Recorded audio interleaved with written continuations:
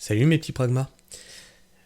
Vous vous rappelez qu'on avait parlé des panneaux photovoltaïques dans les champs et que ils avaient fait des études pour savoir si ça nuisait aux cultures, aux pâtures, etc., etc. Et je vous disais que on voyait ça de plus en plus et que même certains maraîchers avaient carrément arrêté leur activité. Ils ne vivaient plus que de la revente d'électricité. Euh, Moi, ça me pose problème. Parce que quand on voit... Ça me pose deux problèmes. Parce que quand on voit que les agriculteurs ne peuvent pas vivre de leur activité, est-ce qu'on peut réellement leur en vouloir de trouver une source de revenus? Non. Mais dans le même temps, on va faire le Macron, mais dans le même temps, on arrête de produire de la bouffe. Et ça me dérange. Parce que c'est ce qu'ils veulent en fait. C'est ce qu'ils veulent. Je pense que ça, c'est un appât. On vous appâte avec ça, tiens, va gagner de l'argent avec ça, et laisse tomber la production de nourriture. On s'occupe du reste. Je pense vraiment que c'est un piège. Après, je comprends qu'il faut bouffer. Ça, il n'y a pas de souci là-dessus. Donc c'est un article de France Agricole. La Confédération paysanne veut interdire l'agrivoltaïsme. Toujours pas convaincue, la Confédération paysanne s'attaque à nouveau à l'agrivoltaïsme et exige son interdiction, à la veille de la clôture des discussions sur le futur décret. L'agrivoltaïsme, c'est non, scande la Confédération paysanne dans un communiqué de presse diffusé ce lundi 15 janvier. Vous voyez, tout est en train de tomber en même temps là, c'est vraiment là, il y a un ras-le-bol généralisé. Ce lundi 15 janvier 2024, à l'heure où la concertation publique sur le décret sur l'agrivoltaïsme, lancée à la fin de décembre, doit s'achever le 16 janvier. La Confédération paysanne poursuit son combat. Elle exige, de fait, l'interdiction des centrales photovoltaïques et de l'agrivoltaïsme sur toutes les terres agricoles, naturelles et forestières. Un couplage solaire et agricole incompatible. Le syndicat qui indique défendre le revenu paysan et l'installation s'était retiré à l'été dernier, des discussions fustigeant un décret consistant à finaliser techniquement la vente du secteur agricole aux grands énergéticiens. Alors c'est pas des magnétiseurs, hein, c'est des fournisseurs d'énergie. Donc un décret consistant à finaliser techniquement la vente du secteur agricole aux grands énergéticiens. C'est fou parce que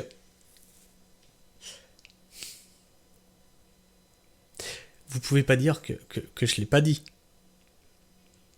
Vous pouvez pas dire que je ne l'ai pas dit. Remontez dans les vidéos, je l'explique. Allez voir la vidéo du photovoltaïsme. Je le disais. Je le disais que c'était essayer de remplacer les agriculteurs. Je le disais, c'est écrit en toutes lettres, c'est le décret qui le dit. La vente du secteur agricole aux grands énergéticiens. Le hold-up sur les terres agricoles, c'est ça. C'est on va vous foutre des panneaux solaires et on va vous foutre des fermes à insectes et puis on va vous foutre des fermes de viande synthétique. Ça n'a rien à voir avec des fermes, hein. Putain, c'est hallucinant. Si l'agrivoltaïsme lui semble séduisant, de prime abord, en apportant un complément de revenus aux agriculteurs, l'organisation syndicale reproche une incompatibilité dans le couplage entre production solaire et production agricole. Et ça aussi, je vous en ai parlé. Alors je suis pas syndiqué, hein, je suis pas c'est qui la Confédération rurale, c'est ça? Je vous en ai parlé. Que forcément, avec l'ombre, tout ça, ça fait pas bon ménage. Toujours selon la Confédération paysanne, les effets pervers de l'agrivoltaïsme sont multiples, tels que l'artificialisation des terres, la concurrence entre production énergétique et alimentaire.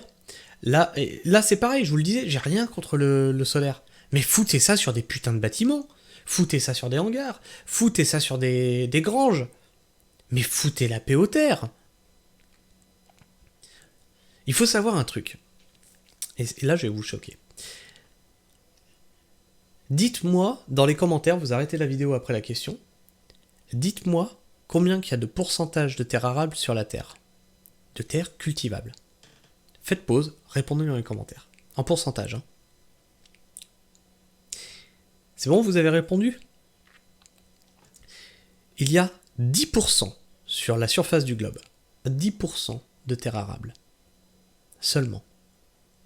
Seulement 10%. Et donc là, on est en train de te dire que sur ces 10%-là, on va pas faire de la bouffe, on va faire du panneau solaire. Des génies. Des génies.